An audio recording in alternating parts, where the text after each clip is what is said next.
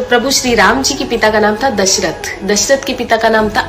अज के पिता का नाम था नाभाग, नाभाग के पिता का नाम था ययाति, ययाति के पिता का नाम था नहुष, नहुष के पिता का नाम था अम्बऋषि, अम्बऋषि के पिता का नाम था प्रशुश्रुक, प्रशुश्रुक के पिता का नाम था मरु, तो मरु के पिता का नाम था शिग्रक, शिग्रक के पिता का नाम था अग्निवर्ण, अग्निवर्ण के पिता का नाम था सुदर्शन, सुदर्शन के पिता का नाम था शंखण, शंखण के पिता का नाम था प्रवड्ड, प्रवड्ड के पिता का नाम था अंशुमन, अंशुमन के पिता का नाम था दिलीप,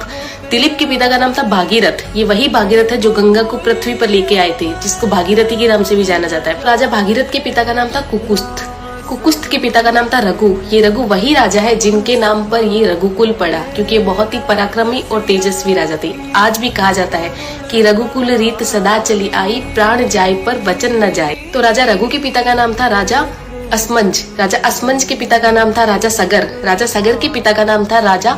असित, राजा असित के पिता का नाम था राजा भरत, राजा भरत के पिता का नाम था ध्रुव संधि, राजा ध्रुव संधि के पिता का नाम था राजा सुसंधि, राजा सुसंधि के पिता का नाम था राजा मानधाता, मानधाता के पिता का नाम था युवानाश्री, युवानाश्री के पिता का नाम था दुंदुमार, दुंदुमार के पिता का नाम था त्रिशंकु, राजा त्रिशंकु के पिता का नाम था राजा पृथु, राजा पृथु के पिता का नाम था अंडरण्य, अंडरण्य के पिता का नाम था राजा बाण, राजा बाण के पिता का नाम था विवस्वान, राजा विवस्वान के पिता का नाम था राजा मनु, राजा मनु के पिता का नाम था